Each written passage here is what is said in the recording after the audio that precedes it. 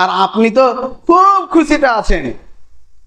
আর সবচাইতে বড়, সবচাইতে ক্ষতি শুধু আল্লাহ আল্লাহ রসুলকে মানে না, তার জন্যে আপনি যদি সুন্নাতের অনুকরণ যদি না করেন, দেখেন আপনাকে ছোট্ট করে আপনি তুলে ধরছি, যেটি হচ্ছে মুহাম্মদ রাসূলুল্লাহ সাল্লামের একটা কথা না মানার কারণে উহুদের যুদ্ধে তৃতীয় হিজরিতে বিশ্বনবী সাল্লাল্লাহু আলাইহি সাল্লাম উহুদের প্রান্তে যুদ্ধ করছেন। রাসূল সাল্লাল্লাহু আলাইহি সাল্লাম রুমা পাহাড়ের উপরে 70 জন সাহাবীকে রাখলেন। আল্লাহ রাসূল এদিকে ঘুরে গেলেন। রাসূল সাল্লাল্লাহু আলাইহি সাল্লাম শুধু একটা কথা বললেন যে তোমরা ওখান থেকে নামবে না যতক্ষণ পর্যন্ত আমরা নামতে না বলবো। বিশ্বনবী সাল্লাল্লাহু আলাইহি সাল্লাম যুদ্ধ করছে, এমতো অবস্থায় কাফেররা ভাগতে শুরু করেছে, গনিমতের মাল সব পুড়াচ্ছে।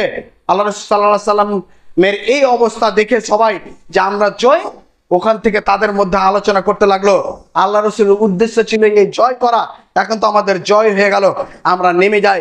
যেরকমই নামছে খালিদ বিন ওলীদ তখন সিফে সালার কাফেরদের ফ্লাশ করে একদম যুদ্ধ পাল্টে ঘুরিয়ে পিছন দিক থেকে হামলা করে সঙ্গে সঙ্গে 70 জন শহীদ করে দেওয়া হলো।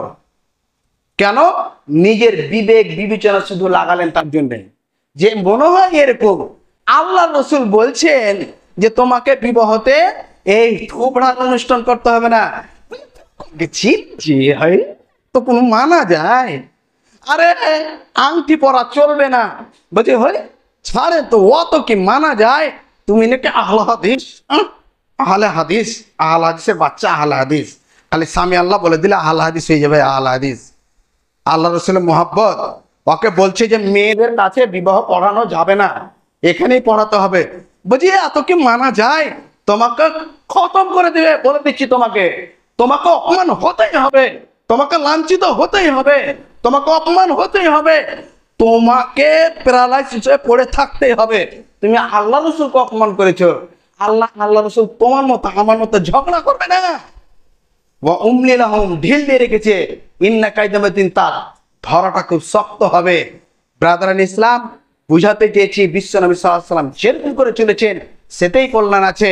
আল্লাহ রাসূল কোনোদিন জন্মদিন পালন করেননি। বিশ্বনবী সাল্লাল্লাহু আলাইহি সাল্লাম যে 63 বছর বাঁচলেন, 62টা বছর পেয়েছিলেন 12ই রবিউল আউয়াল। কোনোদিন কোন সাহাবায়ে কেরাম দিকে প্রমাণ নেই যে আল্লাহ রাসূলের জন্মদিন পালন করা হয়েছে। বিশ্বনবী সাল্লাল্লাহু আলাইহি সাল্লামের সাহাবারাও করেননি, তারপরে তাবিনরা করেননি, ইমাম মুজতাহিদিনরা করেননি।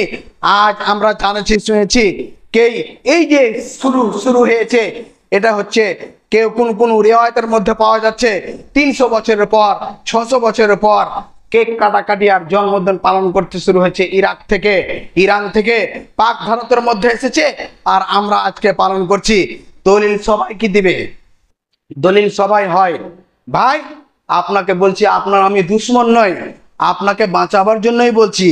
আপনাকে আমি রিকোয়েস্ট করছি যে আমরা যেরকম এখানে সবাই মিলে আছি, সবাই একসঙ্গে জান্নাতে যাব, সবাই আমরা একসঙ্গে সে পুলিশেরাতে পার হয়ে যাব, সবাই আমরা জান্নাতে অংশগ্রহণ করব, তার জন্যই বলছি, তাছাড়া আর কিছু নাই।